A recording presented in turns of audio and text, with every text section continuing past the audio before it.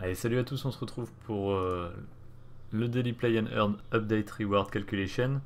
On va faire une petite analyse graphique rapide. J'ai repris tous les documents qui sont dans le document que je viens de vous montrer là, et je les ai mis ici. Rapidement, du coup, le Gameplay Modificator Progression, plus on va être haut, donc près du rang mythique, plus on va avoir de reward. Ça n'a aucun impact sur le craft de deck. Nous, on va vraiment rester concentré sur la nécessité ou non de crafter un deck. J'ai refait tous les calculs avec les formules qu'ils donnent dans le document.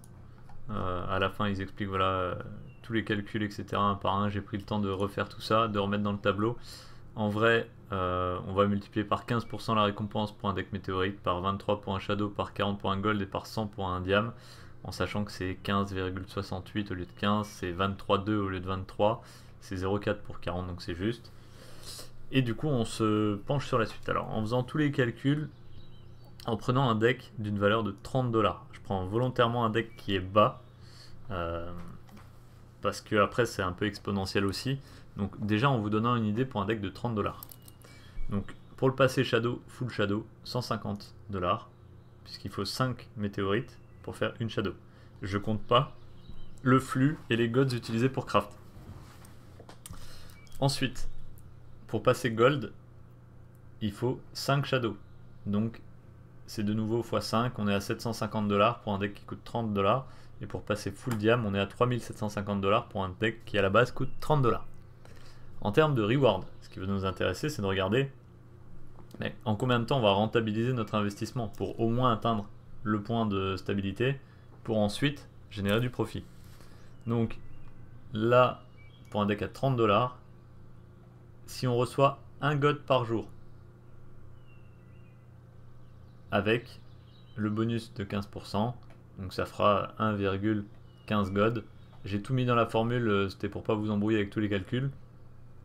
À 0,8 le god, il nous faudra 32,60, donc 2 mois, pour rentabiliser notre investissement de départ de 30$.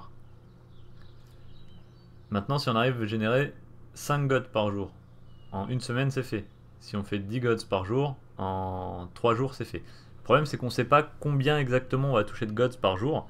À l'heure actuelle sur les week-end ranked, on touche 8 gods par semaine. Donc j'ai pris 8 gods par semaine divisé par le nombre de jours. On n'est pas loin des 1 quoi. Bon, après est-ce que ce sera plus, est-ce que ce sera moins, je ne sais pas. Et si c'est plus, quel impact ça va avoir sur le prix du gods? En sachant qu'il y en a qui vont être burn pour faire du craft. Mais est-ce que ça va faire chuter le cours? Est-ce que ça va le faire monter? Moi je suis toujours pessimiste. Donc j'ai vraiment regardé ce qui va se passer si le cours du Gods descend. Donc on va rester quand même concentré sur Shadow, Gold, Diamant. La même chose pour le Shadow. Donc si je prends un Gods par jour, ça m'aura coûté 150$. Il faudra 152 jours. Donc 5 mois. Si je suis Gold, donc 750$, il me faudra beaucoup de temps. Donc presque 2 ans. Et si je suis Diam, on n'en parle pas. Si on arrive à générer 5 gods par jour, en une semaine, donc on a dit météorite c'est fait, en un mois Shadow est rentabilisé, et le reste sera du bénéf. En 133 jours, Gold sera rentabilisé. 133, on est à 4 mois et demi. Et enfin, si on est à 10, eh bien Shadow en 15 jours c'est fait, Gold en 2 mois c'est fait, et Diam, il faudra presque un an. Si le prix du Gods descend par contre, eh ben on va perdre, ça va rajouter de la durée. Hein. Si on est à 0,5 Gods, il faudra 52 jours pour rentabiliser. Pour un Shadow, il faudra 243 jours à 1 Gods, il faudra 48 jours à 5 Gods à la place de 30. Vous voyez, ça augmente un petit peu et j'ai pas osé regarder ce que ça faisait quand c'était encore plus bas. Donc moi, je suis prudent par rapport au craft. Je pense qu'effectivement, avoir un deck météorite, c'est intéressant, ça rapporte plus de reward. C'est le premier pas sur un deck qui est pas trop cher. La deuxième chose qu'il faut prendre en compte, c'est que plus la durée est longue, plus il y a de chances que mon deck, finalement dans la méta, il soit plus si bien, qu'on soit obligé de le modifier. Et du coup, modifier une carte diamant, et ça coûte cher. Donc ça rajoute encore des jours sur la rentabilité du deck. Donc plus le deck va être à court terme, plus vite on va générer du profit. Et ensuite, on va pouvoir le mettre de côté pour passer à l'étape d'après. Plutôt que d'investir tout de suite 150 $. Il vaut peut-être mieux gagner 30 $ en 32 jours, en un mois, rentabiliser le deck, ensuite développer pour refaire un capital, pour investir en shadow par la suite, etc.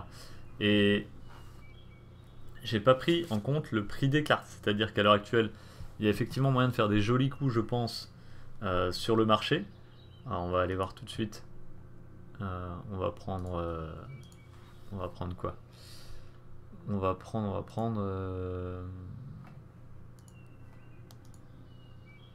allez, une carte standard, on va prendre la première qui tombe. Ouais, ça peut être le bon exemple. On va prendre un Voracious Fiend. Voilà. En admettant que je joue zombie. Voilà, zombie, c'est le deck qui tourne bien. Je me dis effectivement, si je veux monter un météorite ou un gold, il me faut 5 Voracious pour faire un météorite. Un shadow, pardon.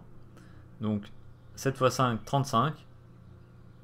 Il me faut déjà 35 centimes plus le coût de craft pour faire ici une shadow. Donc là je me dis effectivement c'est plus intéressant d'acheter la shadow. D'autant que le prix ici, alors il est un petit peu haut, il est remonté, mais si tout le monde commence à en acheter, ça va monter. Donc au final, ce sera peut-être 10 x 50. Donc ce sera 50 centimes. Donc si on achète tôt, on peut faire du bénéf. Maintenant, 50 centimes x 5. Alors, on va prendre 30 centimes parce que c'est le prix actuel. 3 x 5, 15. 1,50 $. Donc là, la gold est surcotée par rapport à la shadow. Donc là, ça vaut pas le coup d'acheter la gold. Il vaut mieux acheter... Alors, on ne peut pas en acheter 5. On pourra monter à 0,40, mais 0,4, 4 x 5, 20. On est encore en dessous. Il faut voir combien coûtera le craft. Bon. Si on slow buy, on peut faire du bénéf pour avoir une carte gold qui est moins chère que... Et après, il faut voir combien on paye de gold. Ça, j'ai pas regardé. Donc, à vous de voir si c'est intéressant ou pas. Je vous rappelle que c'est pas un conseil financier, que vous êtes vos propres juges, que vous faites vos propres calculs. Moi, je vous soumets ça. Et je vous dis à très bientôt en jeu. Et n'oubliez pas, rejoignez la Guma Gods Unchained Mythic Academy.